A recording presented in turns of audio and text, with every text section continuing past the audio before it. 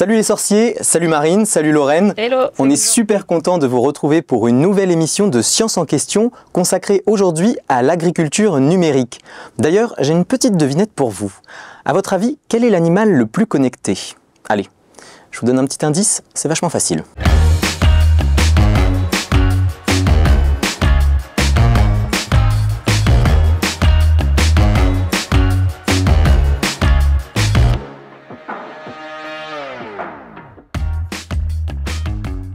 Et oui, aujourd'hui, même les vaches sont connectées. Figurez-vous que certaines sont capables d'envoyer un texto à l'éleveur au moment de mettre bas. Alors, ça peut vous paraître un peu gadget, pourtant les outils numériques aident déjà les agriculteurs au quotidien. Entre les drones pour suivre l'état de santé des cultures, les robots pour désherber ou encore les capteurs intelligents pour mesurer le taux d'humidité, le numérique gagne de plus en plus de terrain et il s'implante dans tous les domaines du monde agricole. Pour vous donner une idée, en France, 46% des agriculteurs utilisent déjà un GPS dans leur tracteur pour travailler avec plus de précision et 50% des producteurs de lait s'installent avec un robot de traite. Alors pour mieux comprendre ce qu'on appelle l'agriculture numérique, on a le plaisir de recevoir Nathalie Mitton. Bonjour. Bonjour. Vous êtes directrice de recherche à l'INRIA, l'Institut national en sciences et technologies du numérique, et vous avez participé à l'écriture du livre blanc sur l'agriculture et le numérique avec plusieurs autres chercheurs de l'INRIA et de l'INRAE. Alors, ma première question, c'est à qui est destiné ce livre blanc? Ce livre blanc s'adresse à tout le monde, en fait, aux citoyens qui s'intéressent à ces questions, mais aussi à nos politiques, à nos tutelles de recherche, pour pouvoir prioriser peut-être les efforts de recherche à faire, en particulier pour ce qu'on pourrait étudier conjointement entre l'INRIA et l'INRAE. D'accord, donc un livre blanc destiné à beaucoup de personnes et utile pour tous. Est-ce que vous pourriez nous rappeler, avant de poursuivre, quels sont les grands défis auxquels l'agriculture doit faire face aujourd'hui? Aujourd'hui, notre société fait face à des changements climatiques, comme on le constate tous, qui font que les cultures doivent évoluer. Également au fait que nous sommes de plus en plus nombreux sur Terre et qu'il faut nourrir cette population, que on a peut-être un peu exagéré et qu'on a un peu épuisé les ressources de notre planète. Donc il s'agit maintenant d'essayer de produire mieux pour pouvoir faire face aux aléas climatiques, pour nourrir l'ensemble de la population, tout en respectant notre planète. D'accord. Alors avant de découvrir comment le numérique va aider les agriculteurs, on a une habitude dans cette émission, on part à la rencontre des gens dans la rue et on les questionne sur un mot en lien avec notre thème du jour. C'est l'heure du mot mystère.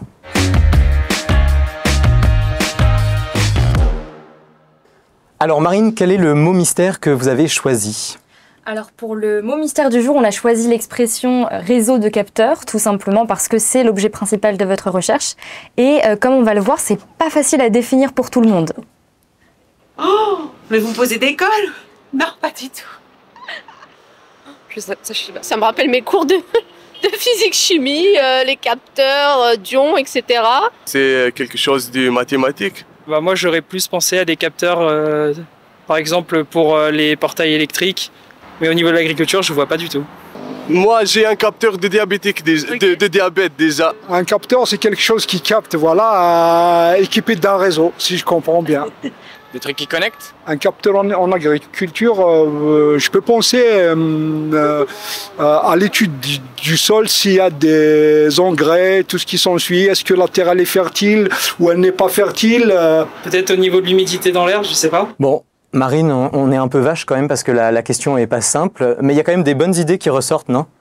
Oui, on a entendu parler de capteurs de mouvement, de capteurs d'humidité et même pour déterminer la fertilité de la terre. Donc capteur, c'est bien compris, mais réseau de capteurs, ça parle un peu moins aux gens. Donc est-ce que Nathalie, vous pourriez nous définir simplement ce qu'est un réseau de capteurs? Oui, alors c'est vrai que certaines personnes l'ont bien expliqué, je pense. Donc effectivement, on va doter les capteurs d'un moyen de communication, donc la plupart du temps, en tout cas dans l'agriculture, on sans fil, parce qu'on va être dans des environnements, on ne va pas imaginer tirer un câble, et on va demander à ce que la donnée captée soit communiquée. Donc là, on a juste un capteur qui communique, mais s'il se retrouve à un endroit où il est trop isolé pour être directement entendu, et il est à portée de communication d'aucune entité pouvant analyser la donnée, il va devoir faire relayer son information de capteur à capteur. Et donc les capteurs sont donc à la fois source d'information et routeur d'informations dans le réseau. Et donc on obtient bien un réseau de communication, donc un réseau de capteurs. 2 en 1. 2 en 1. Alors, construire des réseaux de capteurs pour collecter et exploiter efficacement les données, c'est votre domaine de recherche. Je vous propose qu'on s'y intéresse d'un peu plus près. C'est notre séquence Science en action.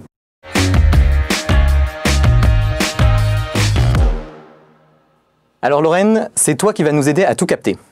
Yes. Alors pour qu'on s'imagine tous quand même ce qu'est un capteur, je vous propose d'en regarder un. Et peut-être vous pouvez nous expliquer, Nathalie, qu'est-ce qu'on regarde? Alors c'est un capteur qui se trouve dans la vigne.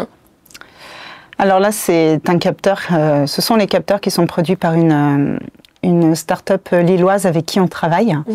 Donc là, en l'occurrence, ce sont des petites stations météo, donc qui vont capter des éléments un peu classiques, j'ai envie de dire, qui sont la température, le taux d'humidité de l'air. On voit la vitesse du vent avec la petite roue là qui tourne.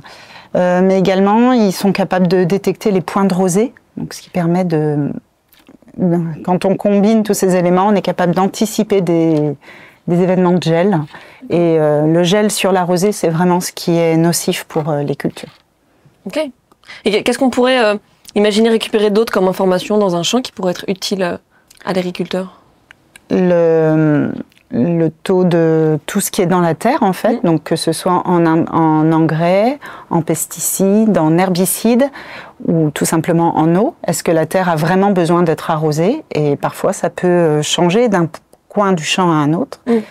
Après, là, on parle vraiment des cultures, mais il faut voir qu'on peut aussi capter des éléments sur les animaux. Donc, vous avez évoqué les vaches quand elles veulent mettre bas, mais il y a beaucoup d'autres éléments que ça. Ça peut juste détecter le fait que la vache, elle est en détresse. Enfin, la vache ou n'importe quel animal, d'ailleurs. Ou quand les animaux sont dans des endroits sans clôture, comme dans les alpages, par exemple, être capable de les retrouver aussi quand il faut rentrer. Voilà. Et avoir des capteurs sur son champ, je suppose que pour un agriculteur, par exemple, qui n'a pas forcément le nez sur son champ, il n'habite pas forcément à côté de son champ, est-ce que ça permet une certaine sérénitude? Alors, l'idée, c'est de pouvoir mieux gérer justement les ressources et les intrants qu'on va apporter au champ. Donc, tous les produits éventuellement chimiques ou l'irrigation, de façon plus, on va dire, personnalisée, plus précise. Donc ça, c'est vraiment... L'agriculture sur mesure, en fait. Presque. Voilà, après, ça dépend comment l'agriculteur il veut s'approprier les données. Après, il faut voir que les capteurs ne sont pas là pour remplacer son métier ou pour prendre des décisions à sa place. C'est vraiment pour peut-être lui faciliter la tâche, pour éviter qu'il aille à parcourir son champ, d'aller vérifier s'il n'y a pas une maladie qui apparaît, en tout cas, qu'il le sache en avance de phase pour pouvoir peut-être mieux agir. Donc voilà, l'idée, c'est de lui donner des informations précises pour qu'il puisse en faire ce qu'il faut en fonction de ses compétences et son expertise. D'accord. Alors, vous, votre spécialité sur le capteur, c'est la partie qui envoie l'information, qui communique. Quand on est en race campagne ou dans des pays en voie de développement, je suppose qu'on ne capte pas toujours toutes les ondes qu'il faut, comme avec notre téléphone par exemple. Mais vous utilisez des fréquences particulières. Comment est-ce qu'ils communiquent entre ces capteurs? Alors, donc c'est vrai que les fréquences de communication sont très régulées, que ce soit en France ou n'importe où dans le monde. On a des fréquences qui sont réservées à certaines applications, comme tout ce qui est réservé aux satellites, ce qui est réservé aux fréquences de la police, des pompiers, des secours, à la télévision, à vos téléphones portables, à la radio. Donc ce sont des fréquences que nous, au quotidien, en tant que particulier, on ne va pas pouvoir utiliser. Après, il y a des fréquences qu'on peut utiliser si on en a payé le droit. Ça, c'est vraiment nos téléphones portables, parce que nos opérateurs ont acheté le droit d'utilisation de ces fréquences. Mais il reste partout sur le spectre radio des petites plages de fréquences qui sont libres, qu'on appelle des fréquences ISM qui sont réservées. Voilà. On peut les utiliser. Alors, suivant les plages, il peut y avoir des restrictions, mais globalement, on peut l'utiliser. C'est là que la plupart des communications de nos objets du quotidien se positionnent. Donc, le Wi-Fi, le Bluetooth et souvent les capteurs que vous avez vus là de Sencrop utilisent aussi ces plages de fréquences pour d'autres technologies. Voilà, d'autres technologies qui vont communiquer de proche en proche. Et ça rentre pas en concurrence avec justement les autres objets du quotidien parfois Ah, ça peut. C'est pour ça que on a besoin de nous pour faire pour limiter ces interférences. Alors, justement, c'est pour ça que les applications critiques ont des zones réservées. Quand je parlais des médecins qui ont leur fréquence, c'est justement, on ne va pas aller interférer avec ces fréquences-là. On va peut-être brouiller votre Wi-Fi ou votre au Bluetooth, donc c'est pas normalement, c'est pas trop grave, mais surtout on va avoir un impact si on génère trop d'interférences, les messages vont devoir être retransmis, donc ça fait boule de neige et plus on transmet, plus on crée des interférences, et puis pour tout ça on consomme des ressources pour communiquer. Donc c'est là que ma recherche, et puis celle de mon équipe et d'autres équipes en France et dans le monde travaillent, c'est pour réduire justement ces interférences en envoyant un meilleur escient. Vous êtes sur le champ de bataille des fréquences en fait. Oui, on peut dire ça. L'idée c'est de trouver le meilleur chemin, le meilleur moment pour envoyer l'information. Et ça dépend aussi de la donnée qu'on envoie, du type de données qu'on envoie. Oui, parce que l'objectif de base va être transmettre alors que de l'information utile, donc qu'on ne peut pas avoir par ailleurs, on va dire, pour limiter justement l'utilisation de ces ressources de bande passante, d'énergie, tout ça, en consommant le moins pour une donnée, on va dire, de monitoring classique. Je veux avoir la température toutes les heures, si elle arrive avec 5 minutes de retard, c'est pas grave. Mais comme je l'ai toutes les heures, ça arrive souvent, donc il vaut mieux qu'elle consomme très peu. À l'inverse, si ce qu'on veut, c'est pas parce que la température, on la veut toutes les heures, c'est parce qu'il y a un feu, par exemple, et donc la température, elle a augmenté drastiquement. Mais ça devient une alerte. Donc là, tant pis pour la consommation d'énergie, on va prendre la technologie de communication et les protocoles de communication qui sont les plus rapides pour remonter l'alerte le plus vite possible. Et alors, le signal, il peut aussi être perturbé par des éléments de l'environnement, du champ. Qu'est-ce qui peut interférer avec notre signal ? Alors, le signal peut être absorbé par la végétation. Il peut rebondir sur le relief. D'accord. Donc des vignes, par exemple, qui sont sur un coteau. Voilà. Ça va être très particulier, la diffusion des ondes. On va avoir des chemins, on parle de chemins de ligne de vue direct, en fait, parce que c'est tout droit, il n'y a pas de problème. Mais les ondes vont quand même, quand on va émettre, ça va quand même propager un petit peu, et on va avoir quand même des directions sur les côtés qui peuvent très bien rebondir sur les parois. Donc s'il n'y a personne, enfin si c'est plat, bon, ça va, ça se propage. Si c'est plat, mais que ça traverse du blé ou des vignes, enfin, le signal va être absorbé un petit peu, il va perdre en puissance.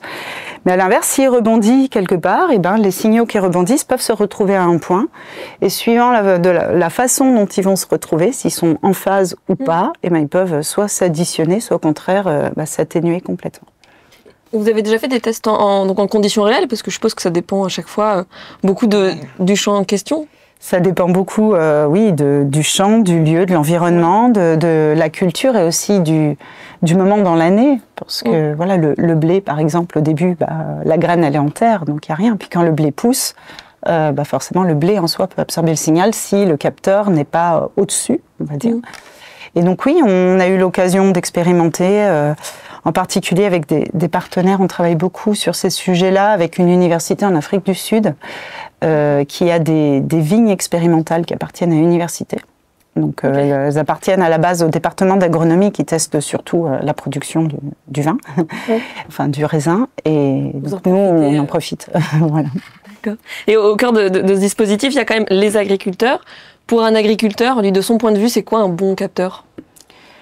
Il faut que ce soit quelque chose d'utile, qui lui apporte vraiment de l'information, puis il faut qu'il accepte aussi la technologie, que ça convienne à ses habitudes, que ça ne change pas sa façon de travailler, ou en tout cas pas drastiquement dans le quotidien, et que l'information que ça lui apporte puisse lui permettre de prendre de meilleures décisions. Ça, voilà, il ne faut pas que ce soit un gadget comme ce que vous avez dit tout à l'heure, mais il faut vraiment que ce soit un plus. Et en même temps, il faut que ce soit robuste, parce qu'il ne faut pas que ça tombe tout le temps en panne. Oui. Et il faut qu'il soit capable, s'il y a un problème, soit de le réparer, soit d'être capable de le remplacer de façon autonome, en fait, qu'il puisse être autonome par rapport à tout ce qu'on va lui apporter. Oui, parce qu'il ne va pas apprendre tout votre métier, je suppose, une fois que... Oui, et puis ce n'est pas le but. C'est pas le but. Voilà, qu'on travaille en concertation, en collaboration. Bon, ben, merci beaucoup Nathalie. Une fois n'est pas coutume, nous sommes allés à la rencontre des gens dans la rue et on leur a demandé ce qu'ils pensent du numérique pour l'agriculture. Écoutez leur réaction. Je vois un certain intérêt à mettre des capteurs dans des champs. Ouais. Je pense que ça peut être très utile pour les agriculteurs et pour la planète. Ça permettrait d'avoir plus de contrôle sur les facteurs extérieurs pour la pousse ou même au niveau de la santé entre guillemets du champ. Oui, je pense que ça pourrait aider les agriculteurs, oui, pour leur travail, ils sont déjà surchargés. Donc je pense que si ça peut les aider, oui, ça serait bien. Déjà que c'est pas c'est plutôt une vocation et c'est pas un métier qui attire compte tenu du peu de salaire qu'ils arrivent à se dégager. Donc si on arrive à aider leur quotidien, du moins si l'informatique peut aider leur quotidien, c'est parfait. Une meilleure gestion de l'environnement et peut-être un meilleur taux de production. J'imagine les agriculteurs de demain pouvant faire la traite de leur lit en planifiant l'heure à laquelle la traite peut se faire avec les machines, tout ça. La technologie, dans la mesure où ça fait pas de dégâts sur ce qu'on est en train de cultiver, moi je dirais oui, parce que la technologie c'est fait pour qu'on avance. Bon, après, tout ce qui concerne aussi l'écologie derrière les bases de données et donc le réchauffement climatique. Faudrait pas que ça abîme nos terres, faudrait pas que ça pollue. Je pense qu'on a déjà dépassé un seuil, donc voilà. Malheureusement, ça va créer beaucoup de chômage. Ah. Ce monsieur soulève une question importante en parlant de chômage. Nathalie, est-ce que le numérique risque pas de remplacer complètement les agriculteurs ? Oh, complètement non. Non, on aura toujours besoin d'eux, ça c'est certain. Créer du chômage, encore une fois, ça va dépendre comment on utilise la technologie. L'idée, c'est vraiment d'alléger les tâches quand on le peut. Mais pas les remplacer. Et au contraire, je pense qu'il y a des exemples où, au contraire, la technologie a permis à des agriculteurs de s'installer, alors que sans la technologie, ils étaient un peu seuls, on va dire, ou c'était trop compliqué. Vous parlez d'exemples, est-ce que vous en avez un en tête ? L'exemple qu'on m'a cité, c'est des femmes qui voulaient développer une exploitation laitière et donc ils ne pouvaient pas s'installer sans les robots de traite. Parce que voilà, ça facilite quand même le travail et ça permet d'avoir plus de vaches. Et c'est vrai que comme ça a été dit, c'est un travail difficile. Et donc c'est plutôt dans l'idée de les accompagner, de les soulager. Au quotidien.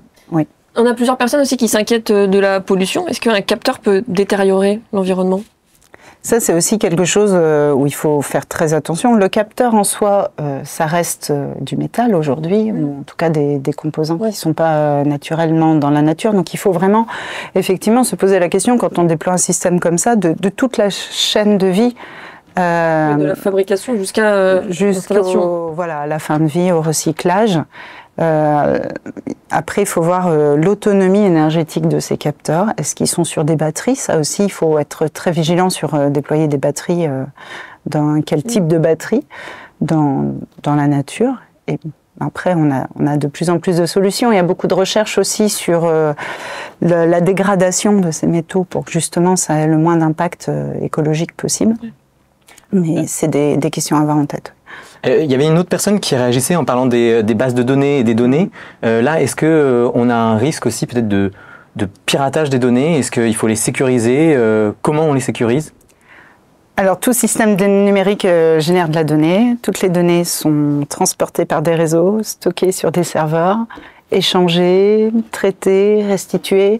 Et les systèmes informatiques sont tous soumis à de potentielles attaques, effectivement. Donc il faut sécuriser les systèmes, il faut sécuriser les données, il faut être capable d'assurer leur traçabilité aussi, pour ne pas les les altérer, ne pas les modifier, surtout quand il s'agit de sécurité alimentaire, ce qu'il y a derrière. Après, on pourrait se dire, je me mets à la place des gens, les données finalement qu'on recueille dans le champ, c'est pas d'une importance capitale. Je veux dire, la température du sol, qui pourrait vouloir avoir cette donnée? Une donnée isolée, peut-être pas, mais sur la masse de données, c'est un message très fort sur l'état de santé d'un pays. En fait, juste, c'est une question de souveraineté aussi. Donc là, toutes ces données, si elles sont toutes sur des serveurs, il faut être capable de voir qui a accès à ces données, pour quel usage, comment elles sont partagées. Tout ça, c'est un défi dont il faut être conscient. Ok. Bon, dernière question, rassurez-nous, les capteurs que vous utilisez, ils sont produits en France? Oui. Bon, au moment de préparer cette émission, on vous a donné carte blanche pour inviter une personne de votre choix, et je vous propose qu'on la découvre sans plus tarder. C'est l'esprit d'équipe.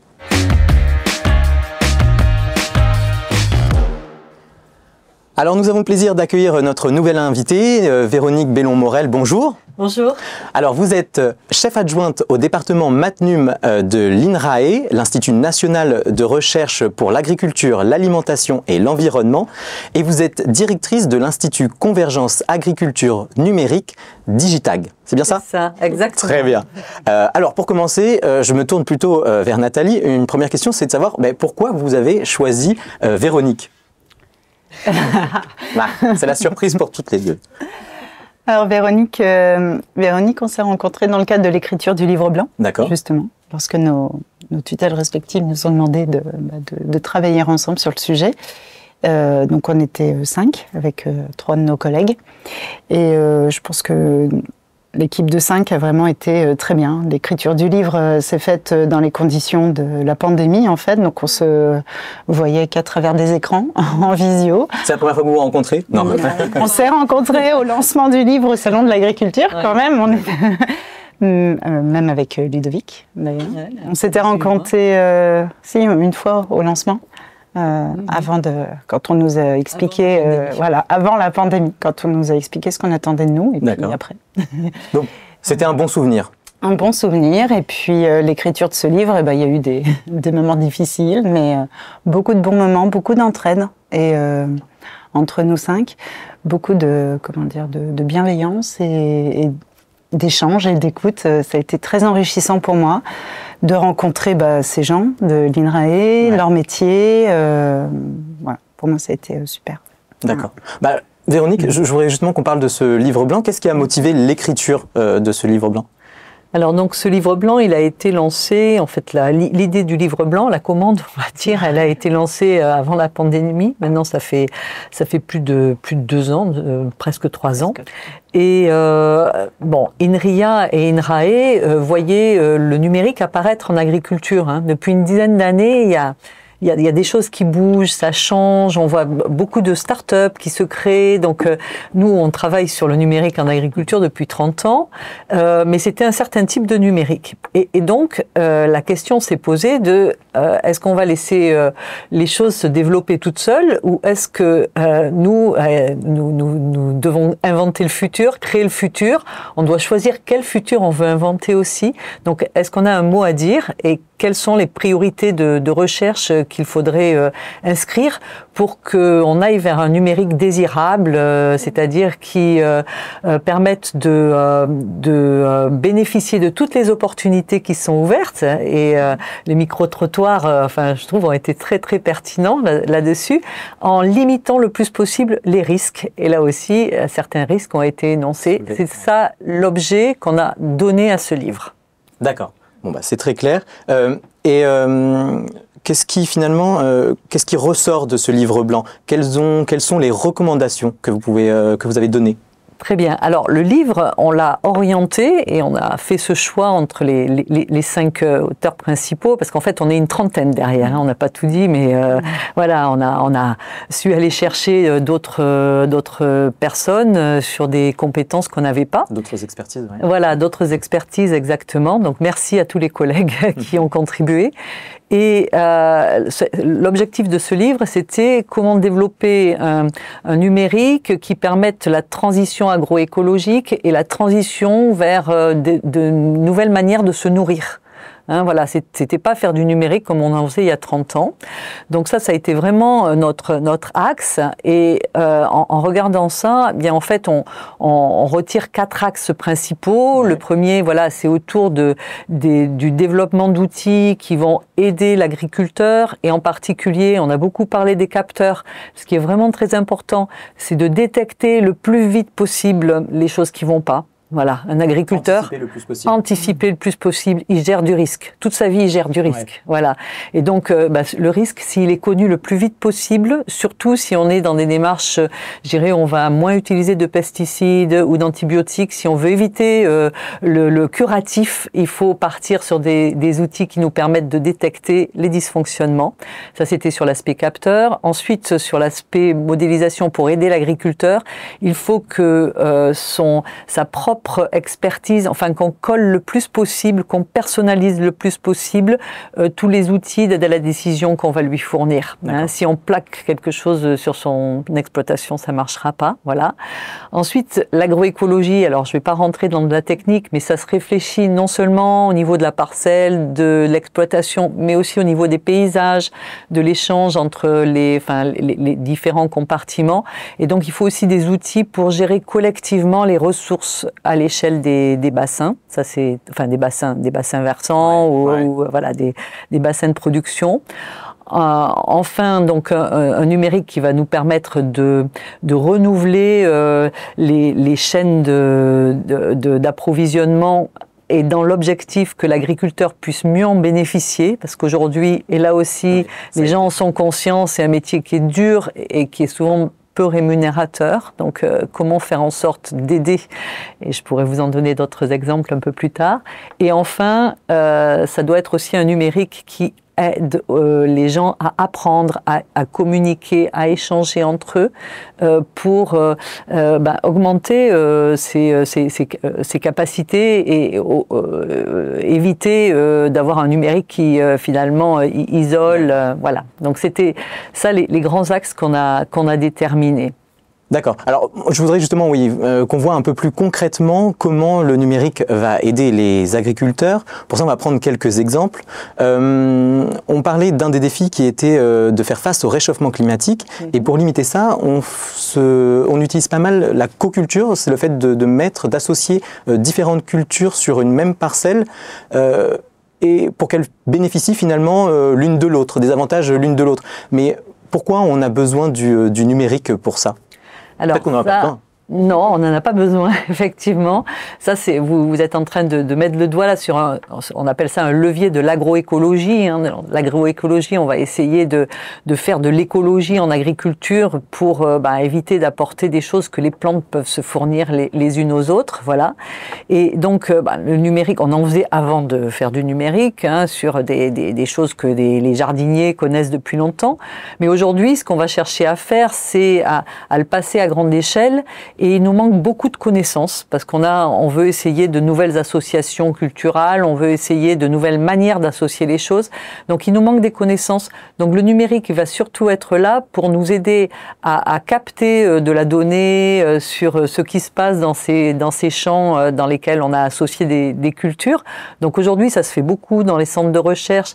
Mais moi, je milite pour que ça se fasse aussi avec les agriculteurs, chez les agriculteurs, voilà, l'expérimentation à la ferme, et pour que les agriculteurs deviennent aussi des acteurs de la recherche. Ouais. Et ensuite, on va traiter ces données, et grâce à ça, on va pouvoir dire tel type d'association de culture dans tel type de milieu, parce qu'il ne faut pas oublier le milieu. C'est que ça dépend de beaucoup de paramètres. Et bien sûr. Comme par exemple, lesquels? Par exemple, le type de sol et puis le climat. Hein, souvent, voilà, c'est les deux paramètres. Quand on rentre tout ça, ça devient très complexe de trouver la bonne association. Alors, vous avez mis vraiment le doigt sur le mot, c'est la complexité. C'est-à-dire qu'on va aller, si on veut utiliser moins de pesticides, moins de fertilisants de synthèse, on va aller vers une agronomie qui est plus complexe, hein, des associations de plantes. Enfin, ça va être beaucoup plus complexe, et il faut effectivement créer de la connaissance sur cette complexité et aider les personnes qui la mettent en œuvre à la gérer. D'accord. Alors, par contre, si on met ces associations en place et qu'on utilise moins d'intrants, alors que quand je parle d'intrants, je veux dire les produits phytosanitaires ou alors même on peut penser à l'eau, on risque par exemple de voir des plantes se développer sur la parcelle qu'on n'a pas envie de voir, des mauvaises herbes en quelque sorte, ou alors certaines maladies apparaître sur les plantes. Comment là aussi le numérique ou les outils numériques peuvent aider l'agriculteur au quotidien ? Alors, comme j'ai dit tout à l'heure, c'est vrai qu'on va passer sur du préventif d'abord. Donc, le numérique va être là pour nous aider à détecter les dysfonctionnements. Donc, sur les animaux, on en a parlé tout à l'heure, les vaches ont leur petite montre connectée. Elle donne pas l'heure, mais elle permet de voir si l'animal est amorphe ou au contraire s'il s'agite trop. Et donc, on va comme ça, avoir on suit son comportement. On suit son comportement, ouais. Voilà. Et demain, ça va nous permettre aussi de mesurer son bien-être. Bon, ça c'est autre chose. Mais s'il y a un problème, le système doit dire à l'agriculteur, il faut que tu ailles voir là. Il y a quelque chose qui se passe mal. Voilà. Ça, Donc ça, c'est le numérique pour capter les dysfonctionnements. Et pour revenir sur les aspects plus liés, et c'est un gros problème, le problème du désherbage. Eh bien là, les technologies qui sont en train de se déployer aujourd'hui, c'est des robots, donc des robots de toute taille, donc ils commencent tout petits, et il y a beaucoup d'agriculteurs, alors beaucoup. Pour l'instant, c'est très peu développé. Ouais. Les plus développés des robots, c'est les robots de traite, parce qu'ils apportent vraiment du confort. Voilà, c'était l'exemple que cité qui est du réel, hein, du vécu. Voilà, mais dans le désherbage, et plus on va aller vers du bio, plus la question du désherbage se pose, évidemment, puisque n'utilise pas de désherbant, enfin de toute façon on ne pourra plus en utiliser.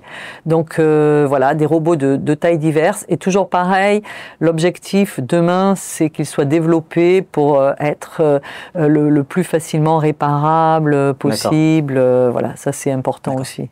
Quand on pense agriculture numérique, on voit aussi une image de drones qui survolent les champs. Est-ce que ça c'est l'avenir ? Alors, c'est vrai que les drones, ça a été un petit peu une image emblématique parce que c'était le truc nouveau, voilà.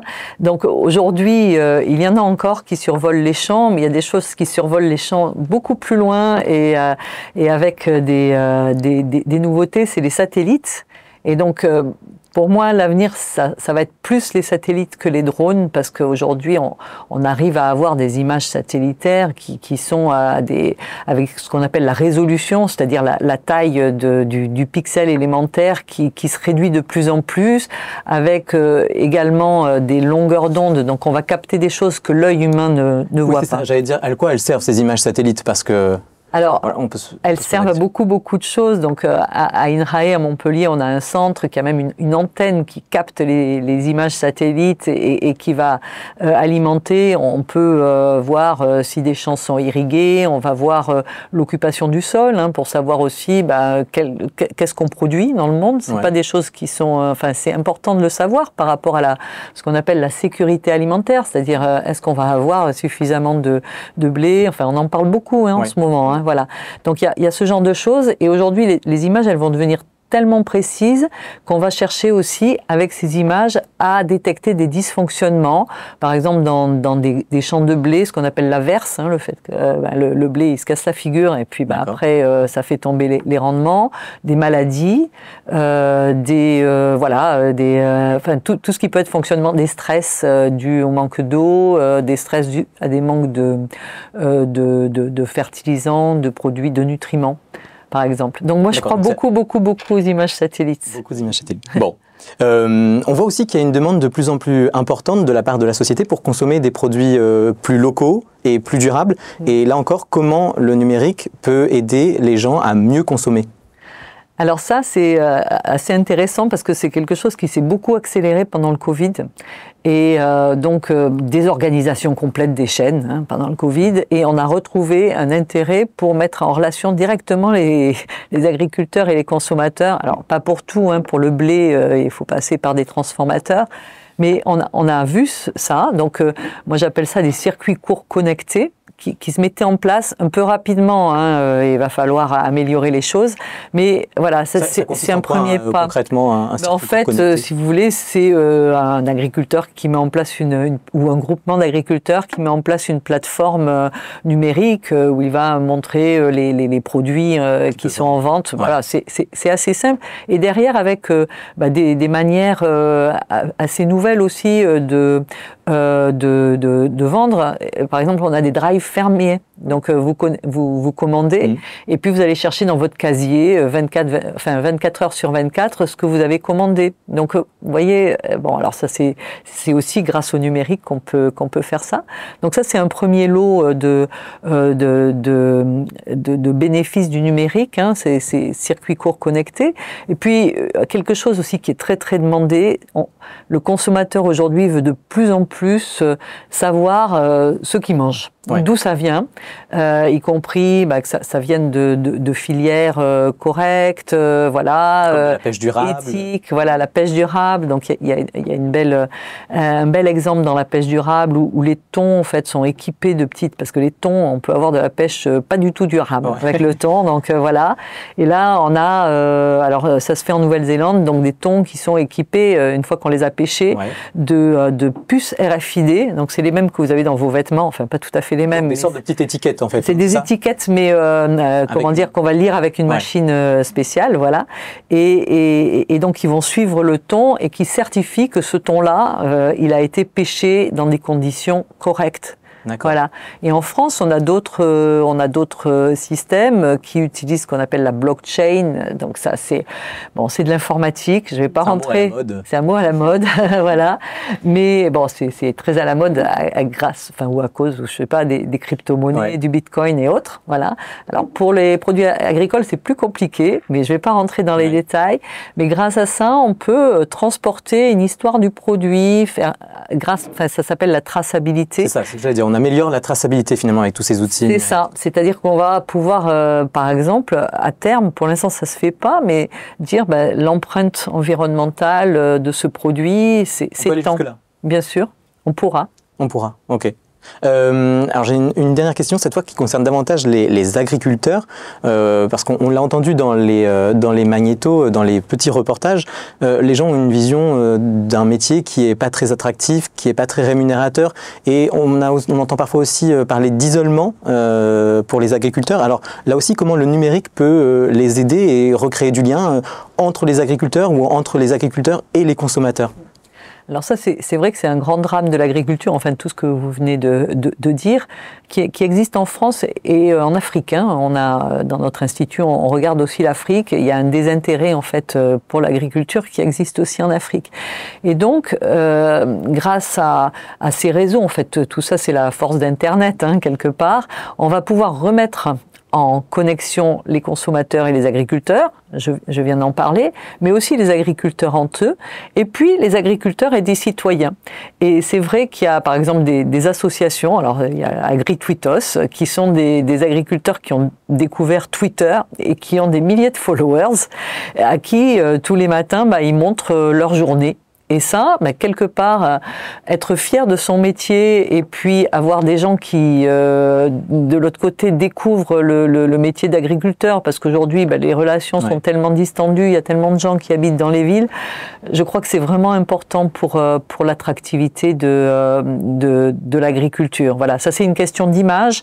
Et puis derrière, il y a aussi les questions de revenus dont on a parlé. Donc la vente directe, ça permet de générer des revenus plus substantiel. Oui, c'est ça, voilà. Et enfin, le confort. Hein, donc, on a parlé de la machine de traite et cette personne, elle me disait aussi qu'elle avait des caméras pour ne pas être toute la nuit à côté de la vache qui allait mettre bas. Voilà, des capteurs aussi pour suivre ça. Donc, le confort, en fait, du travail, c'est comme chez nous tous, enfin, on a tous envie d'avoir des conditions de travail plus confortables. Il faut que les agriculteurs aient droit à ces mêmes avantages. D'accord. Bon, merci beaucoup Véronique. En tout cas, je pense qu'avec tous ces exemples, on comprend bien que le numérique offre un champ de possibilités gigantesque. Le tout, c'est de lui donner finalement la bonne direction pour éviter qu'il apporte plus de problèmes que de solutions. Donc merci à toutes les deux. Vous restez avec nous. À présent, on va découvrir les coulisses de votre métier. C'est le moment 24 heures chrono.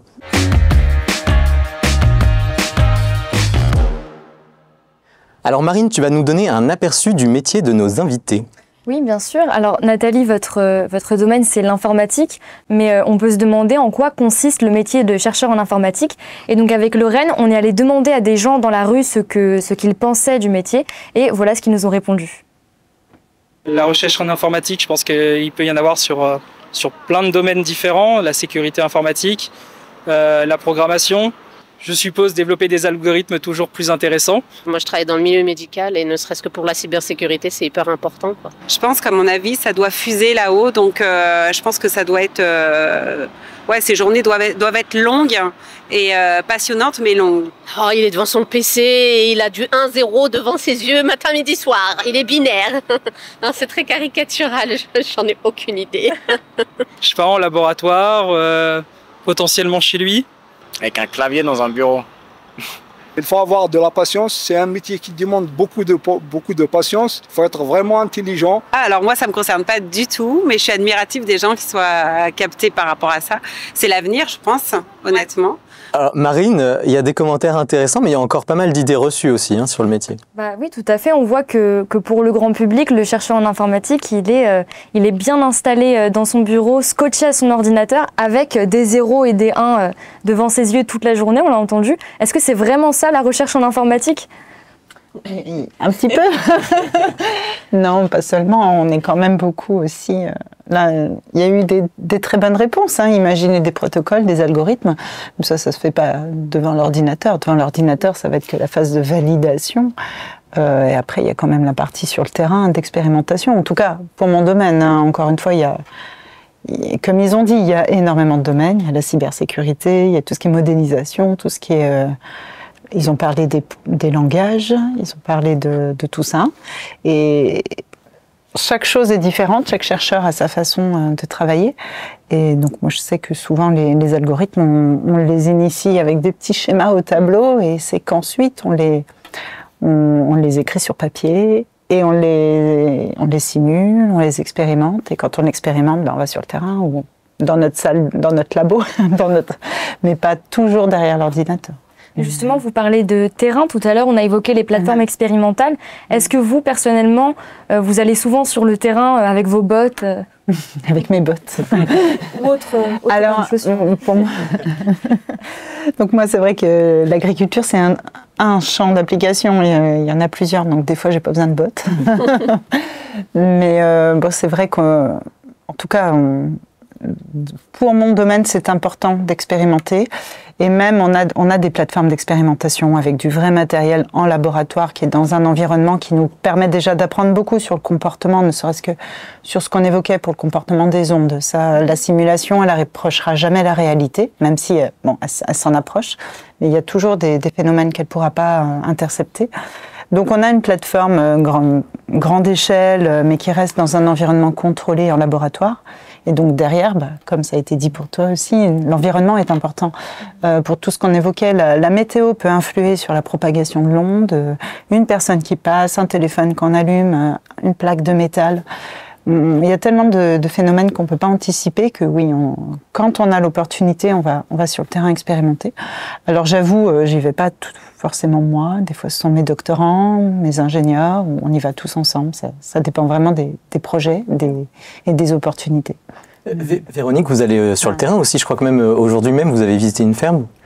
Oui, on va sur le terrain parce qu'en fait, c'est vraiment en se confrontant au terrain qu'on voit apparaître les problèmes. Donc aujourd'hui, j'avais le plaisir de visiter une ferme, ça s'appelle Néopharm, et c'est une ferme qui fait à la fois de l'agroécologie, enfin de l'agriculture biologique pour que ça parle à tout le monde, et de la technologie, et qui met la technologie au service de l'agroécologie, et c'est assez fascinant, voilà. Donc c'est vraiment vers ça qu'on veut tendre. Comment la technologie, quelle technologie développer pour plus d'agriculture bio et plus d'agroécologie. Voilà.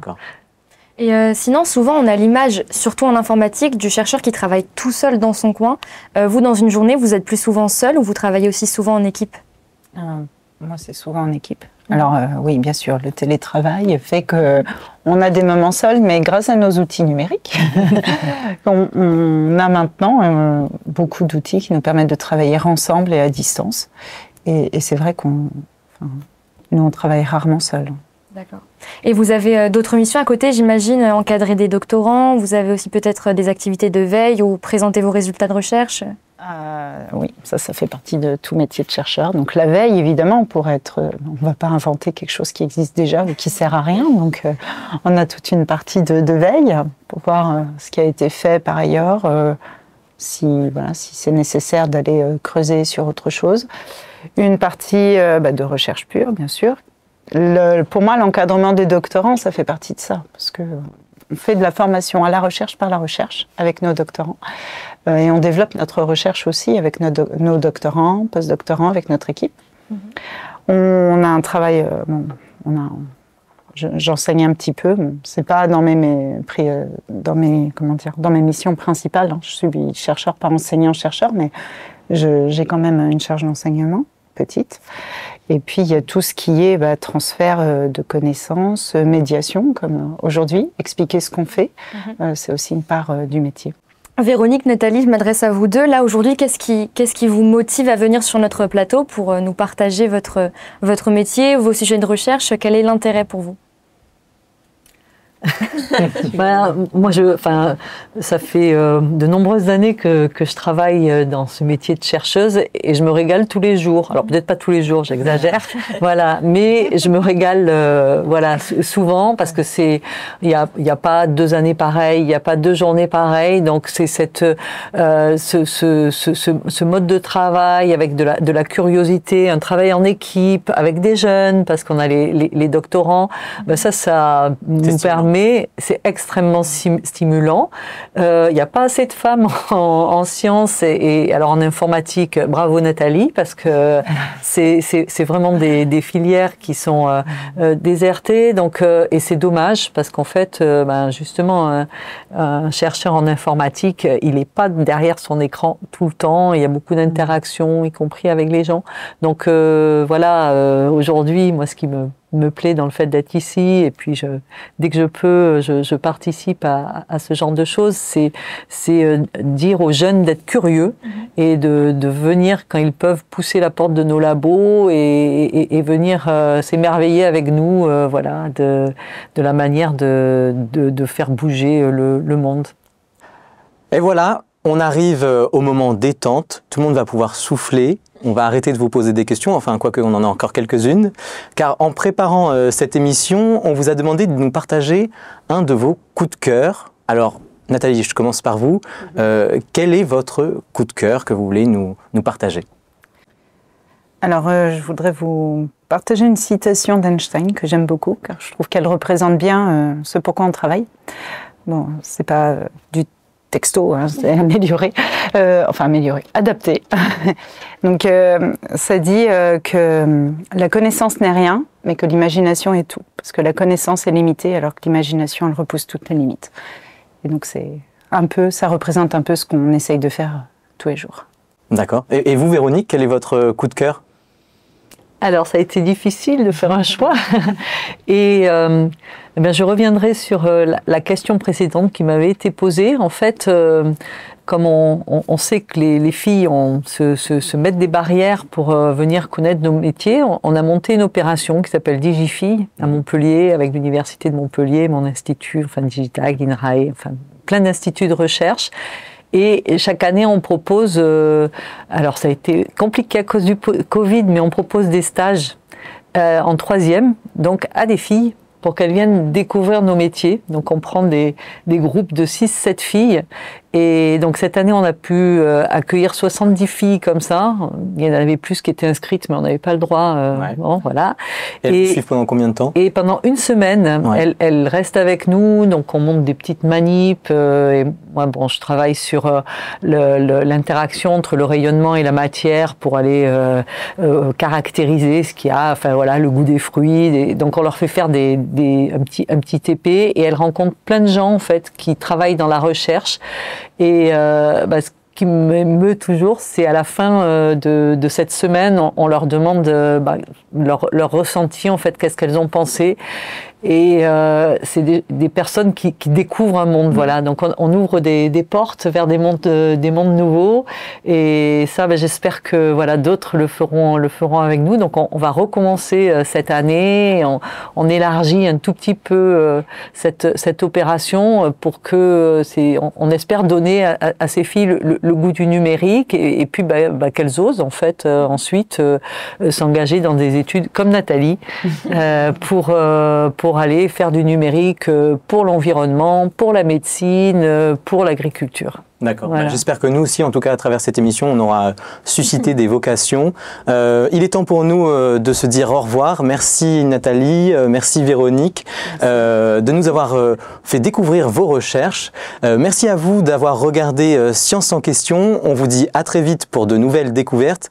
Et bien sûr, merci à toute l'équipe de l'Esprit Sorcier et aux étudiants de l'Université Paris-Saclay et de l'IUT de Cachan où on tourne ces émissions. Et moi, je vous dis ciao les sorciers.